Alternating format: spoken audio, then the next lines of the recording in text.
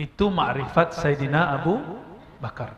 Diungkapkan dalam bahasa lama, bila harfin wala sautin.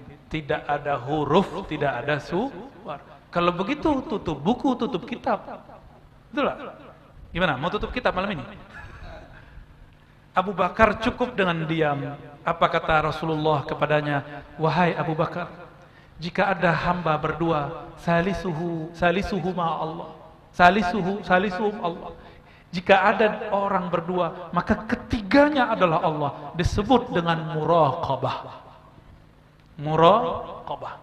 Disebut muraqabah adadiyah atau muraqabah ma'iyah. Yang lebih tepat muraqabah ma'iyah. Apa arti muraqabah? Merasa dilirik, diawasi, dijaga. Apa arti ma'iyah? Bersama Allah Subhanahu wa ta'ala.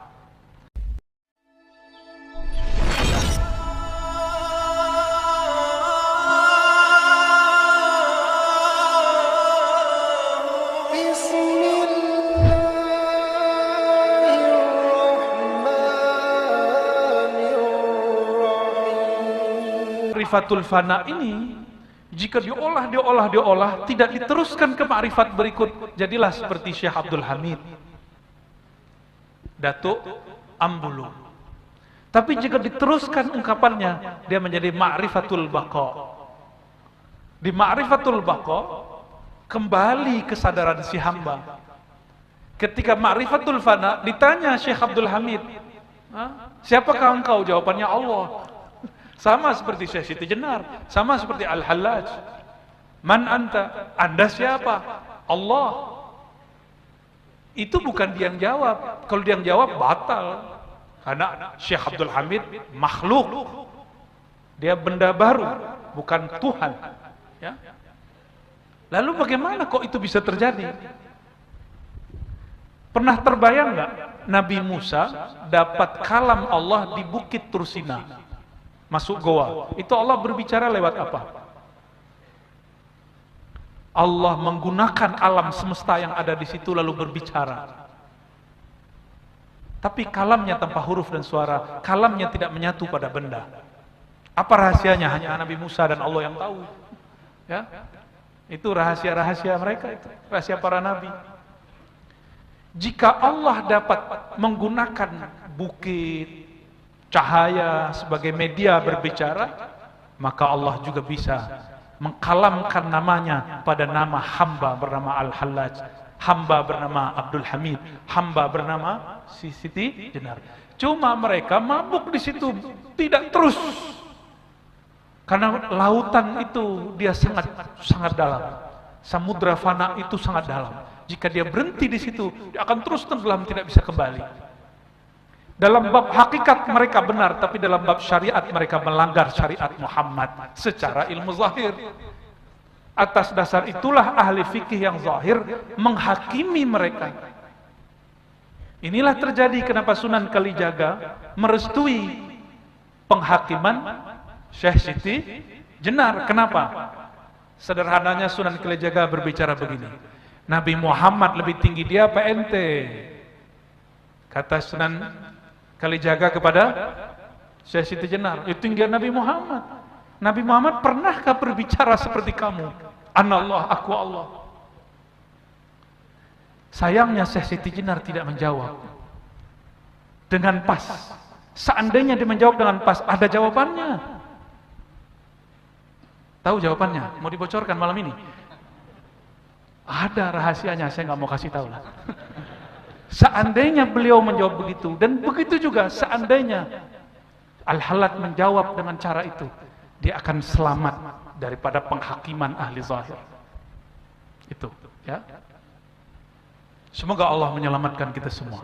Tapi kita tidak boleh sama sekali ada pandangan hina kepada Al-Hallaj, Syekh Siti Jenar, Datuk Ambulu, enggak boleh. Mereka itu kekasih-kekasih Allah yang mabuk pada lautan fana. Ya. Tapi karena zahirnya terlihat oleh ahli zahir melanggar, sebenarnya tidak. Kalau mereka faham, kan orang mabuk kena hukum nggak? Orang mabuk nggak kena hukum. Inilah kelebihan daripada Datuk Kelampayan Syekh Muhammad Arsyad Al-Banjari.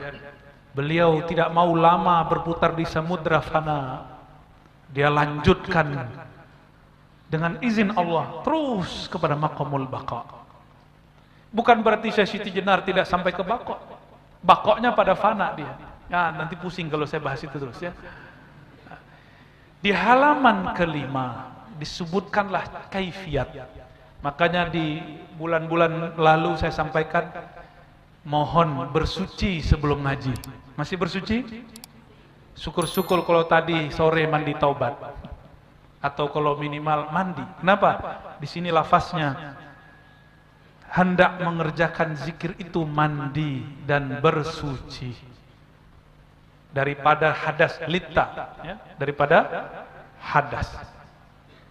Lalu apa? Mengucap istighfar. Nanti kita praktek ya di ujung insyaallah. Lalu mungkin tidak sempat sembahyang 2 rakaat, sembahyang hajat. Dulu saya disuruh begitu. Habis mandi kita istighfar, disuruh sholat hajat 2 rakaat. Ya. Nanti kita tebus dengan salawat dan subhanallah walhamdulillah wala ilaha illallah. Jadi thariqat itu tidak saklek. Yang saklek itu orang jahil. Orang alim tidak ada yang saklek. Jadi tidak bisa ini, nggak bisa ini. Ada pilihan-pilihannya. Nggak ada orang saklek dalam bermakrifat. Ya, maka jika ada orang berthariqat hari ini tidak menerima keluasan syariat, mereka telah melanggar daripada adab-adab rohaninya. Nah, ini yang paling penting pada bagian itu. Dan di situ semua disebutkan tentang la ilaha illallah. Sampai halaman 8 kemarin ya. Betul? Ya. Jadi jika orang dia membaca la ilaha illallah dengan benar, maka tajallilah nur jamalnya Allah.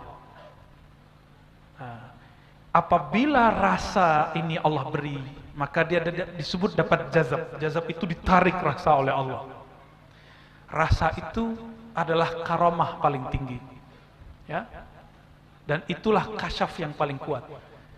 Nah, di sini ada 2 aliran ma'rifat. Pertama, ma'rifat siddiqiyah.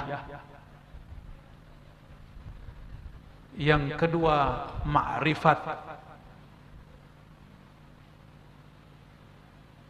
turabiyah atau aliyah. Jadi ada 2 jenis ma'rifat. Pertama, ma'rifat Sayyidina Abu Bakar disebut siddiqiyah. Ma'rifat siddiqiyah itu ujung ma'rifatnya tidak ada huruf, tidak ada suara, tidak ada ibarat, tidak ada kalam. Pernah dengar ada orang berbicara begitu? Ma'rifat itu tidak berhuruf, tidak bersuara. Ini namanya ma'rifat Abu Bakar As-Siddiq. Coba kita lihat ya, kalimatnya di sini. Di halaman ke-9. Seperti kata Abu Bakar As-Siddiq radhiyallahu ta'ala anhu, al-ajzu anil andarkil idraki idrakun. Al-ajzu, lemah. Al-ajzu artinya merasa lemah. Daripada apa? Daripada mendapatkan ma'rifat, pengetahuan. Idrak itu pengetahuan. Ma'rifat itu ilmunya, prosesnya namanya idrak. Ketika seorang hamba mengaku, ya Allah, semakin aku mengenal Engkau, semakin merasa aku tidak mengenal siapa Engkau. Itu ma'rifat Sayyidina Abu Bakar. Diungkapkan dalam bahasa lama, bila harfin wala sautin. Tidak ada huruf, tidak ada suara. Kalau begitu tutup buku, tutup kitab. Betul lah. Gimana? Mau tutup kitab malam ini? Abu Bakar cukup dengan diam. Apa kata Rasulullah kepadanya? Wahai Abu Bakar, jika ada hamba berdua, salisuhuma Allah. Salisuhum Allah. Jika ada orang berdua, maka ketiganya adalah Allah. Disebut dengan muraqabah. Muraqabah. Disebut muraqabah adadiyah atau muraqabah ma'iyah. Yang lebih tepat muraqabah ma'iyah. Apa arti muraqabah? Merasa dilirik, diawasi, dijaga. Apa arti ma'iyah? Bersama Allah Subhanahu wa ta'ala. Sayyidina Abu Bakar tidak ada kalam, dia hanya merasakan bersama Allah. Itu sebabnya zikir Sayyidina Abu Bakar, zikirnya khafi, matanya dipejam, lidahnya dikunci ke langit-langit, lalu dia diam. Hanya menyebut Allah, Allah. Ya. Itu ma'rifat Sayyidina Abu Bakar. Bahkan lafaz Allah pun nanti tidak disebut lagi. Cukup nafasnya naik turun. Bawah. Bukan berarti itu nama Allah. Itu bunyi nafasnya. Disebut zikir tanafus, zikir anfas. Nafas berbunyi. Apapun bunyi di alam semesta, itu bunyi tasbihnya. Jika burung berkicau, kipas angin berbunyi, nafas kita juga berzikir. Itulah bunyi zikirnya yang baru diungkap oleh ulama terdahulu. Ternyata di dalam ungkapan itu ada lagi ungkapan, di balik ungkapan itu ada lagi ungkapan. Ternyata tiada batasnya. Maka kitab ini kalau orang katakan ini nggak boleh dikaji, kalau ini tidak boleh dikaji, kenapa Syekh Arsyad Al-Banjari tulis kitab ini? Ya. Bahkan ada yang lebih berjilid-jilid dari kitab ini. Banyak. Saya punya banyak, kawan-kawan saya punya banyak. Kadang-kadang kita terlalu berlebihan kepada seorang imam. Ya. Baik.